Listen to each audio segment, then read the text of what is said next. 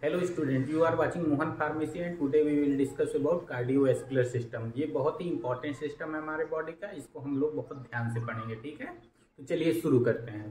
तो cardiovascular system is also known as circulatory system, मतलब cardiovascular system को हम लोग सर्कुलेटरी सिस्टम के नाम से भी जानते हैं। ठीक है, इसके बाद है circulatory system made of blood vessel, heart and blood. जो हमारा सर्कुलेटरी सिस्टम होता है वो तीन चीजों से मिलकर के बना होता है, ब्लड वेसल से, हार्ट से और ब्लड से मिलकर के बना होता है। ठीक है, इसके बाद है blood vessel transport blood in whole body. जो ब्लड वेसल होती हैं वो ब्लड को ट्रांसपोर्ट करती हैं, कहां पर? पूरे बॉडी में ट्रांसपोर्ट करती हैं। ठीक है, ब्लड वेसल्स के थ्रू ही ब्लड हमारे पूरे बॉडी में ट्रांसपोर्ट होता है। ठीक है, इसके बाद है blood vessel transport important nutrient and oxygen into the body tissue. कहने का मतलब यही है कि हमारा जो ब्लड वेसल है वो इंपॉर्टेंट न्यूट्रिएंट को और ऑक्सीजन को हमारे पूरे बॉडी के टिश्यूज तक क्या करती है? भेजता है, ब्लड वेसल्स के थ्रू पहुंचता है। जैसे ही हम कोई भी चीज खाते हैं तो जो न्यूट्रिएंट है, डाइजेस्ट होने के बाद जो न्यूट्रिएंट है वो हमारे ब्लड में ही जाता है, और ब्लड में जाने के बाद वो हमारे बॉडी टिश्यूज तक जो जो न्यूट्रिएंट की रिक्वायरमेंट होती है वो ब्लड हमारा डिस्ट्रीब्यूट कर देता है। ब्लड हमारा किसमें के थ्रू ट्रांसपोर्ट होता है? ब्लड वेसल्स के थ्रू ट्रांसपोर्ट होता है। ठीक है, और हमारा ऑक्सीजन भी हमारा ब्लड के साथ ऐड होकर के या ब्लड में मिल करके ब्लड वेसल्स के थ्रू ही हमारे बॉडी टिश्यूज तक पहुंचता है। हमारा जो ऑक्सीजन है वो हीमोग्लोबिन के साथ अटैच होता है, ब्लड के हीमोग्लोबिन के साथ अटैच होकर के पूरे बॉडी के टिश्यूज तक पहुंचता है। ठीक है, और ऑक्सीजन क्यों जरूरी होता है? क्योंकि ऑक्सीजन हमारे जो बॉडी टिश्यूज तक न्यूट्रिएंट गया है उसका ब्रेक डाउन करता है, और ब्रेक डाउन करेगा तभी हमारे बॉडी टिश्यूज को एनर्जी की भी तो जरूरत होती है। तो न्यूट्रिएंट का ऑक्सीजन के प्रेजेंस में ब्रेक डाउन होता है जिससे एनर्जी निकलती है, उसको टिश्यूज हमारे यूज करते हैं। ठीक है, तो ये हमारे ऑक्सीजन का भी काम होता है। कि कहने का मतलब यही है कि हमारी ब्लड वेसल्स ऑक्सीजन को और न्यूट्रिएंट को हमारे बॉडी टिश्यूज तक पहुंचाती हैं। ठीक है, इसके बाद है blood vessel also remove waste carbon dioxide from the body. जो हमारी ब्लड वेसल्स होती हैं वो वेस्ट को और कार्बन डाइऑक्साइड को हमारे बॉडी से बाहर निकाल देती हैं। कहने का मतलब यही है कि जो हमारी वेन होती हैं वो डीऑक्सीजनेटेड ब्लड को कहाँ तक पहुंचाती है? हार्ट तक पहुंचाती है। हार्ट के बाद लंग्स तक पहुंचता है डीऑक्सीजनेटेड ब्लड, और वो फिर बाहर निकल जाता है हमारे सांस के थ्रू, है ना। तो जैसे भी मतलब अभी हम लोग इसके बारे में आगे वीडियो में बात करेंगे। ठीक है, कैसे होता है ये। इसके बाद है artery. Artery carry oxygenated blood from the heart to whole part of the body and body tissues. वही बात मैंने जैसे पहले बताई कि आर्टरी क्या करती है? ऑक्सीजनेटेड ब्लड को कैरी करती है, कहां से? हार्ट से, और वो पूरे बॉडी के टिश्यूज तक पहुंचाती है ऑक्सीजनेटेड ब्लड को, ऑक्सीजन वाले ब्लड को। और इसके वेन का काम क्या होता है? वेन का काम ये होता है कि वो डीऑक्सीजनेटेड ब्लड को बॉडी के टिश्यूज से हार्ट तक पहुंचाती है ना स्टूडेंट। अब हम लोग कार्डियोवैस्कुलर सिस्टम के एक महत्वपूर्ण ऑर्गन के बारे में बात करेंगे जो कि है हार्ट, है ना। तो हार्ट के बारे में हम लोग बात करेंगे। ठीक है, तो हार्ट क्या होता है? Heart is a hollow muscular organ located in chest directly above the diaphragm. कहने का मतलब यही है कि हार्ट जो होता है वो क्या होता है? एक हॉलो मस्कुलर ऑर्गन होता है। हॉलो मतलब खोखला ऑर्गन होता है और मसल्स का बना हुआ ऑर्गन होता है। ठीक है, और वो कहाँ पे पाया जाता है? Located in the chest. Chest में पाया जाता है, मतलब छाती में पाया जाता है। And directly above the diaphragm, और डायाफ्राम के ऊपर पाया जाता है। ये जो हमारे डायाफ्राम है, नीचे की रिब्स के नीचे डायाफ्राम पाया जाता है, तो उसके ऊपर साइड में पाया जाता है ना। डायरेक्टली एबव, एबव मतलब ऊपर की ओर पाया जाता है, किसके? डायाफ्राम के। ठीक है, हार्ट का 2/3 भाग जो होता है वो लेफ्ट साइड में पाया जाता है, और 1/3 भाग जो होता है वो दाहिने तरफ पाया जाता है। कहने का मतलब यही कि हार्ट थोड़ा सा लेफ्ट की, तो कुछ लोगों को ये गलतियां वो करते हैं कि वो लोग सोचते हैं कि हार्ट हमारा पूरा लेफ्ट साइड में पाया जाता है, तो वो पूरा लेफ्ट साइड में नहीं पाया जाता है। वो हल्का सा पोर्शन उसका राइट साइड में होता है और ज्यादातर उसका पोर्शन लेफ्ट साइड में होता है। ठीक है, इसके बाद the wall of heart is composed of 3 layer. जो हार्ट की वॉल होती हैं, दीवार होती हैं, वो कंपोज्ड होती हैं, मतलब बनी हुई होती है किसकी? 3 लेयर्स की बनी हुई होती हैं। ठीक है, इसमें पहली है इंडोकार्डियम। इंडोकार्डियम क्या कौन सी लेयर होगी? सबसे जो बाहरी लेयर होगी ये वाली है ना, सबसे बाहरी लेयर जो होगी वो इंडोकार्डियम कहलाएगी, ठीक है, बाहरी लेयर। इसके बाद है मायोकार्डियम। मायोकार्डियम कौन सी होगी? बीच वाली लेयर को हम लोग मायोकार्डियम के नाम से जानते हैं, ठीक है। और इसके बाद है इंडोकार्डियम। इंडोकार्डियम सबसे इनर मोस्ट लेयर होती है, मतलब सबसे अंदरूनी लेयर होती है, ये वाली है ना, हार्ट के सबसे अंदरूनी जो लेयर होती है वो इंडोकार्डियम के नाम से उसको हम जानते हैं, ठीक है। इसके बाद है the weight of average 250 to 300 gram is in female. कहने का मतलब यही है कि फीमेल में जो हार्ट होता है वो 250 ग्राम से लेकर के 300 ग्राम तक का होता है, और उसी के आगे लिखा हुआ है 300 से 350 ग्राम इन मेल, मतलब 300 ग्राम से 350 ग्राम का होता है मेल का। कहने का मतलब ये है कि जो लेडीज में हार्ट पाया जाता है वो उसका वजन मेल की तुलना में थोड़ा कम होता है, ठीक है। इसके बाद क्या है, अब हम लोग हार्ट के बारे में डिस्कस करेंगे, ठीक है। तो हार्ट में बेसिकली इसके पहले सबसे पहले समझेंगे कि हार्ट में कितने चैम्बर्स होते हैं। तो हमारे जो हार्ट होता है उसमें 4 चैम्बर होते हैं, है ना। जो ऊपर के चैम्बर होते हैं उसको हम लोग किस नाम से जानते हैं? आर्ट्रियम के नाम से जानते हैं। और जो हार्ट में नीचे के चैम्बर होते हैं वो वेंट्रिकल के नाम से उनको जानते हैं। तो इसको इस तरह से बात करते हैं कि एक एक साइड के हिसाब से हम लोग बात करते हैं, ठीक है। जैसे मैं ऐसे खड़ा हुआ हूं तो ये मेरा राइट पोर्शन है और ये मेरा लेफ्ट पोर्शन है, ठीक है। तो जो राइट पोर्शन है उसको हम लोग राइट आर्ट्रियम के नाम से जानेंगे, क्योंकि ये ऊपर वाले दोनों आर्ट्रियम है। आर्ट्रियम मतलब अलिंद है ना, और वेंट्रिकल मतलब निलय। तो ये जो ऊपरी पोर्शन है उसको राइट आर्ट्रियम के नाम से जानेंगे, और जो नीचे वाला पोर्शन है उसको राइट वेंट्रिकल के नाम से जानेंगे, ठीक है। और इसी तरह क्या है, लेफ्ट साइड वाले में देखेंगे कि लेफ्ट आर्ट्रियम के नाम से ऊपरी वाले पोर्शन को जानेंगे, और नीचे वाले पार्ट को लेफ्ट वेंट्रिकल के नाम से जानेंगे, ठीक है। तो इतना आप लोग समझ गए होंगे, ठीक है। इसमें हार्ट में बेसिकली मुख्य रूप से 4 वॉल्व्स पाए जाते हैं, इसके बारे में जानना बहुत ही जरूरी है, ठीक है। इसमें जो हमारे राइट आर्ट्रियम से राइट वेंट्रिकल के बीच में जो वाल्व पाया जाता है ये वाला, उसको हम लोग ट्राइकस्पिड वाल्व करते हैं, क्योंकि इसके अंदर ये 3 कस पाए जाते हैं, ठीक है, इस तरह से। तो इसलिए उसको हम लोग ट्राइकस्पिड बोलते हैं। तो ये पहला है ट्राइकस्पिड वाल्व, राइट आर्ट्रियम से राइट वेंट्रिकल के बीच में पाया जाता है, ठीक है। और इसके बाद है इसी तरह लेफ्ट साइड में बाइकस्पिड वाल्व पाए जाते हैं। बाइकस्पिड मतलब ये जो पोर्शन है यहाँ से यहाँ पे 2 पोर्शन पाए जाते हैं इस तरह से, है ना। तो इसको हम लोग बोलते हैं बाइकस्पिड वाल्व। इसको हम लोग मिट्रल वाल्व के भी नाम से जानते हैं, ठीक है। और इसके बाद है ये अपने हो गए 2 वाल्व। इसके बाद 2 और हैं, ये हमारा एक है पल्मोनरी वाल्व। पल्मोनरी वाल्व कहां से कहां के बीच में पाया जाता है? राइट वेंट्रिकल से पल्मोनरी आर्टरी के बीच में जो वाल्व पाया जाता है उसको हम लोग किस नाम से जानते हैं? पल्मोनरी वाल्व के नाम से जानते हैं। और इसी तरह लेफ्ट वेंट्रिकल से एरोटा के बीच में जो वाल्व पाया जाता है इसको हम लोग एरोटिक वाल्व के नाम से जानते हैं, ठीक है। अब इसके बाद हम लोग समझेंगे कि किस प्रकार से हमारा हार्ट वर्क करता है, ठीक है। चलिए शुरू करते हैं। इसमें सबसे पहले है कि सुपीरियर वेना कावा समझते हैं, ठीक है। सुपीरियर वेना कावा और इंफीरियर वेना कावा क्या होते हैं, है ना। तो ये एक तरह की वेन्स होती हैं, ठीक है। सुपीरियर वेना कावा का काम क्या होता है? जो हमारे सुपीरियर मतलब हार्ट से जो ऊपर की ओर है ना, सुपीरियर पोर्शन में जो प्रेजेंट डीऑक्सीजनेटेड ब्लड है। एक बात और आप लोग समझ लीजिए कि हमारे जो right side of the heart है वो चाहे राइट एट्रियम हो चाहे राइट वेंट्रिकल हो, वो दोनों जगह पे हमारा डीऑक्सीजनेटेड ब्लड बहता है। ये आप लोग बिल्कुल से याद कर लीजिए। और जो हमारे लेफ्ट एट्रियम हो, लेफ्ट साइड हार्ट के लेफ्ट साइड में, चाहे वो लेफ्ट एट्रियम हो या लेफ्ट वेंट्रिकल हो, वहां पे ऑक्सीजनेटेड ब्लड बहता है, ठीक है। तो आप लोग ये बिल्कुल से याद कर लीजिए कि राइट एट्रियम और राइट वेंट्रिकल मतलब right side of the heart, उसमें क्या बहता है? डीऑक्सीजनेटेड ब्लड बहता है। और left atrium and left ventricle मतलब लेफ्ट साइड में हार्ट के लेफ्ट पोर्शन में हमारा ऑक्सीजनेटेड ब्लड बहता है। ये आप लोग बिल्कुल से याद कर लीजिए, जिससे कि आपको बाद में कंफ्यूजन ना हो कुछ भी, ठीक है। इसके बाद जैसे मैं बात कर रहा था superior vena cava. Superior vena cava हमारे हार्ट के सुपीरियर पोर्शन के डीऑक्सीजनेटेड ब्लड को कहां तक लाती है?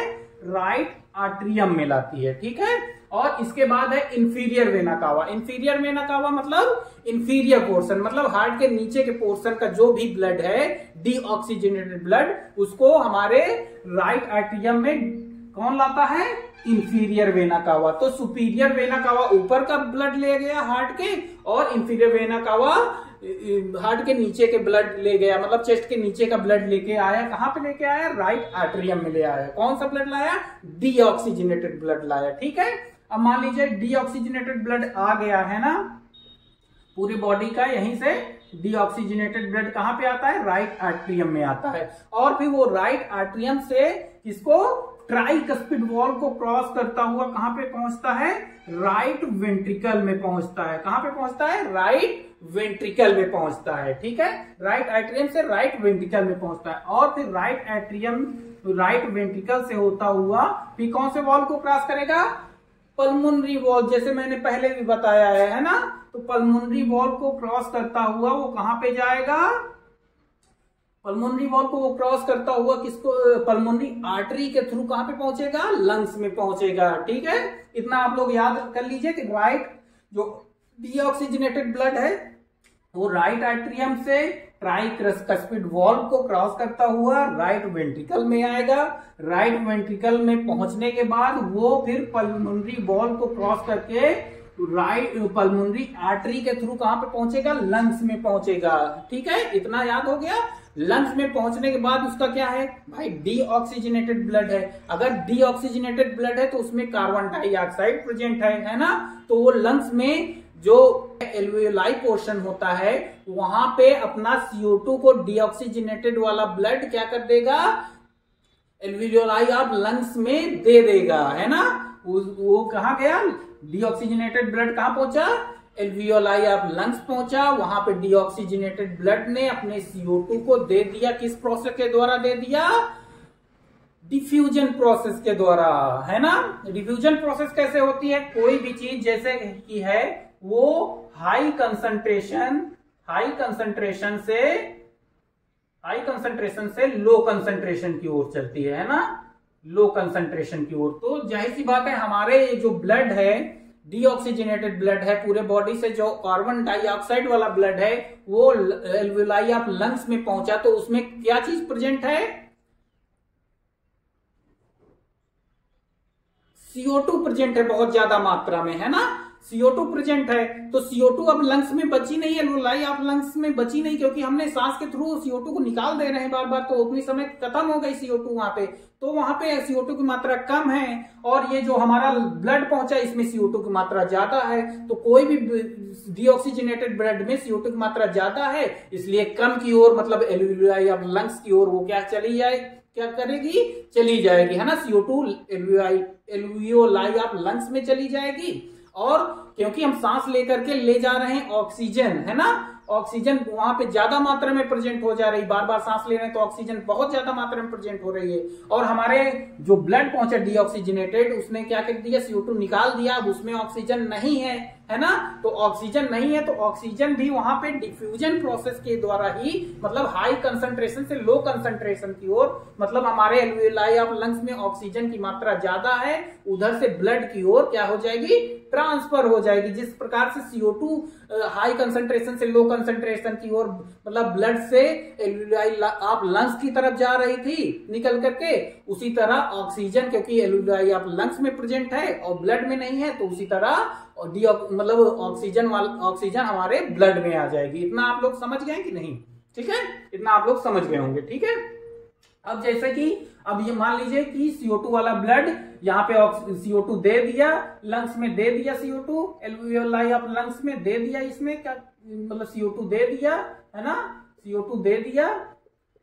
CO2 देने के बाद इसने क्या किया? O2 यहां से, क्योंकि यहाँ पे O2 की मात्रा ज्यादा है तो O2 इसने क्या किया? ब्लड में ले लिया। अब जब ब्लड में O2 उसने ले लिया तो उसमें ब्लड जो डीऑक्सीजनेटेड था वो क्या हो गया? ऑक्सीजनेटेड हो गया, है ना। उसमें ऑक्सीजन की मात्रा ज्यादा हो गई क्योंकि उसने एल्वियोलाई ऑफ लंग्स से ऑक्सीजन अपने अंदर ले लिया, है ना। तो वो क्या हो गया? ऑक्सीजनेटेड ब्लड हो गया, ऑक्सीजन रिच ब्लड हो गया, है ना, ऑक्सीजन रिच ब्लड हो गया, है ना। ये ऑक्सीजन रिच ब्लड हो गया। अब वो ऑक्सीजन रिच ब्लड किसके थ्रू, पल्मोनरी वेन की थ्रू कहां पे पहुंचेगा, लेफ्ट एट्रियम में पहुंचेगा। आप लोग इतना याद रखिए, कभी कभी एग्जाम में ये भी पूछ लेता है कि शरीर में आपकी कौन सी ऐसी आर्टरी पाई जाती है जो कि जिसमें कि CO2 प्रेजेंट होती है, मतलब डीऑक्सीजनेटेड ब्लड रहता है। अभी मैंने इसके पहले बताया था कि आर्टरी में पूरे बॉडी में क्या ऑक्सीजनेटेड ब्लड बहता है और वेन्स में डीऑक्सीजनेटेड ब्लड बहता है, ठीक है। लेकिन ये बॉडी की सबसे एक अकेली ऐसी पल्मोनरी आर्टरी है जिसमें कि डीऑक्सीजनेटेड ब्लड बहता है। उसको हम लोग किस नाम से जानते हैं, पल्मोनरी आर्टरी के नाम से जानते हैं, जिसमें डीऑक्सीजनेटेड ब्लड बहता है, मतलब ब्लड प्लस CO2 है ना, डीऑक्सीजनेटेड ब्लड बहता है यार,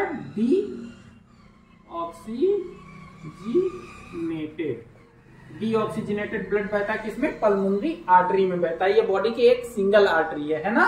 और जैसे कि मैंने पहले बताया था कि वेन्स में कैसा ब्लड बहता है, CO2 वाला है ना। तो ये बॉडी की पल्मोनरी जो वेन होती है, ये एक सिंगल ऐसी वेन है जिसमें कि ऑक्सीजनेटेड ब्लड बहता है। पूरे बॉडी में केवल यही एक वेन पाई जाती है जो कि हम लोग पल्मोनरी वेन के नाम से जानते हैं। इसमें क्या पाया जाता है, मतलब ऑक्सीजनेटेड ब्लड पाया जाता है, मतलब ब्लड प्लस ऑक्सीजन, या कह सकते हो ऑक्सीजनेटेड, है ना, ऑक्सीजनेटेड ब्लड पाया जाता है, ठीक है। तो ये आप लोगों को क्लियर हो जाना चाहिए कि पूरे बॉडी में केवल एक आर्टरी है जिसको हम लोग पल्मोनरी आर्टरी के नाम से जानते हैं, जिसमें कि डीऑक्सीजनेटेड ब्लड पाया जाता है। और पूरे बॉडी में एक ऐसी वेन पाई जाती है जिसको हम लोग पल्मोनरी वेन के नाम से जानते हैं। उसमें कौन सा ब्लड पाया जाता है, ऑक्सीजनेटेड ब्लड पाया जाता है। ये आप लोग अच्छे से याद कर लीजिए, ठीक है, क्योंकि ये कभी कभी एग्जाम्स में पूछ लेते हैं एग्जामिनर्स, ठीक है। अब जैसे कि ऑक्सीजनेटेड ब्लड मान लीजिए ये आ गया, तो किसके थ्रू आया, पल्मोनरी वेन के थ्रू आया, ठीक है। पल्मोनरी वेन के थ्रू वो कहां पे पहुंचा, लेफ्ट एट्रियम में पहुंचा, ठीक है। आप लोग याद रखिएगा, लेफ्ट एट्रियम में पहुंच गया, ठीक है। अब लेफ्ट एट्रियम में पहुंचने के बाद ये ब्लड क्या करेगा, हमारे जो बाइकस्पिड वॉल्व हैं या मिट्रल वॉल्व हैं उसको क्रॉस करता हुआ कहां पे पहुंचेगा, लेफ्ट वेंट्रिकल में पहुंचेगा, ठीक है। जो हमारा ऑक्सीजनेटेड ब्लड था, जो पल्मोनरी वेन के थ्रू आया था, जो कि ऑक्सीजनेटेड हो गया था एल्वियोलाई ऑफ लंग्स के थ्रू, वो हमारे लेफ्ट एट्रियम में आएगा। और लेफ्ट एट्रियम में आने के बाद वो बाइकस्पिड वॉल्व, जिसको हम लोग मिट्रल वॉल्व भी कहते हैं, उसको क्रॉस करता हुआ कहां पे पहुंचेगा, लेफ्ट वेंट्रिकल में पहुंचेगा, ठीक है। और लेफ्ट वेंट्रिकल में पहुंचने के बाद फिर वो एरोटिक वॉल्व को क्रॉस करता हुआ एरोटा के थ्रू पूरे बॉडी में पहुंच जाएगा, ठीक है। ये कौन सा है, एरोटिक वॉल्व है, ये है ना। ये एरोटिक वॉल्व को क्रॉस करता हुआ एरोटा के थ्रू, एरोटा सबसे बड़ी हमारी आर्टरी है ना, बॉडी की सबसे मोटी, तो उसको क्रॉस करके एरोटा के थ्रू छोटी छोटी आर्टरी में होते हुए पूरे बॉडी में चला जाएगा, ठीक है। और ये जो एरोटा होती है, एरोटा से कुछ छोटी छोटी पतली पतली धमनियां निकली होती हैं या आर्टरीज निकली होती हैं, और वो हार्ट को भी वही क्या करती हैं, ऑक्सीजनेटेड ब्लड सप्लाई करती हैं। उसी को क्या बोलते हैं, कोरोनरी आर्टरीज बोलते हैं, जो कि हार्ट को भी चलने के लिए ऑक्सीजनेटेड ब्लड की जरूरत है। तो जाहिर सी बात है, वो जो आर्टरीज हार्ट के ऊपर की ओर जो होती हैं वो कोरोनरी आर्टरीज कहलाती है। यही एरोटा से ही छोटी छोटी आर्टरीज निकलती हैं जो कि हार्ट के चारों तरफ पाई जाती हैं। लेफ्ट वेंट्रिकल हमारे हार्ट का सबसे मजबूत पोर्शन होता है। क्यों मजबूत पोर्शन होता है, क्योंकि उसको पूरे बॉडी में क्या पहुंचाना होता है, ब्लड पहुंचाना होता है। अगर वो तेजी से पंप नहीं करेगा, अगर मजबूत होना उसका जरूरी है, क्योंकि उसको पूरे बॉडी में क्या पहुंचाना है, ब्लड को पहुंचाना है, तेजी से उसको पंप करना पड़ता है, इसीलिए उसको सबसे ज्यादा ये मजबूत पोर्शन होता है, ठीक है, लेफ्ट वेंट्रिकल। इसकी कंपैरिजन में राइट वेंट्रिकल उतना मजबूत नहीं होता है। क्यों मजबूत नहीं होता है, क्योंकि उसको ज्यादा ताकत नहीं लगानी भाई, उसके बगल में तो लंग्स है ना, एल्वियोलाई ऑफ लंग्स तक उसको केवल पहुंचानी है अपनी डीऑक्सीजनेटेड ब्लड को। इसके कंपैरिजन में लेफ्ट वेंट्रिकल को ऑक्सीजनेटेड ब्लड है, बॉडी के हर टिश्यूज तक उसको पहुंचाना है, तो इसलिए उसको बहुत तेजी से पंप करना पड़ेगा, इसलिए उसकी मजबूती भी ज्यादा होनी चाहिए, इस तरह से ये मजबूत होगा। इसके बीच का ये जो पोर्शन, खाली पोर्शन है, इसको हम लोग सेप्टम के नाम से जानते हैं, केवल ये मसल्स का बना हुआ होता है, ठीक है। इसके बाद है average human heart beating at 72 beats per minute. जो एवरेज बीट होती हैं वो मनुष्य 72 बीट पर मिनट करता है, ठीक है। और आप लोग ये समझ होते हो कि छोटा सा तो हार्ट होता है 300 ग्राम का, वो किस प्रकार से पूरे बॉडी के ब्लड को मतलब पंप कर देता है। भाई हमारे बॉडी में तो लगभग 5 लीटर के आसपास ब्लड पाया जाता है, 5 लीटर या उससे ज्यादा के आसपास ब्लड पाया जाता है। तो ये कैसे हमारे ब्लड को पंप कर देता है। और भाई ये छोटा है, अगर पूरा ब्लड भरेगा इसमें तो ये फूल जाएगा, तो कैसे होगा। तो ये इस प्रकार से होता है कि हमारा जो 1 मिनट में 72 बीट्स होती है ना, एक बीट में ये हमारा ब्लड 70 ml को क्या कर देता है, एक बीट में पंप कर देता है। और ये कितनी, 1 मिनट में कितनी बीट होती है, 72 होती है ना। तो ये कितना हो गया,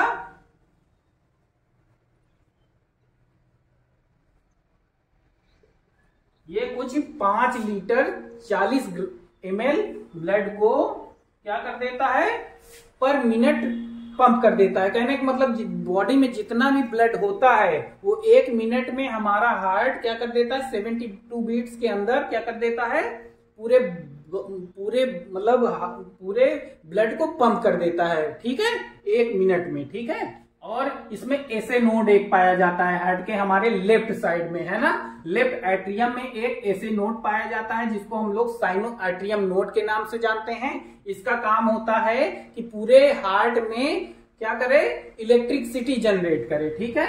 इलेक्ट्रिसिटी पूरे हार्ट में जनरेट करे जिससे कि हमारा हार्ट पंप करे, है ना। कभी कभी ये खराब हो जाता है तो हमको फिर बाहर से इसके लिए एक पेस मेकर लगवाना पड़ता है। एक डिवाइस होती है जो कि हमारे हार्ट को पंप कराती है ना, इलेक्ट्रिसिटी जनरेट कराती है जिससे कि हमारा हार्ट पंप करता रहता है। अगर ये हमारा खराब हो जाता है तो हम लोग पेस मेकर लगवाते हैं, ठीक है। तो ये आपका हो गया हार्ट। अगर आपको ये वीडियो पसंद आया हो तो लाइक, सब्सक्राइब एंड शेयर कर दीजिए, ठीक है। धन्यवाद। और अगर आपको कोई और भी टॉपिक के बारे में वीडियो चाहिए तो आप लोग कमेंट करिए, ठीक है।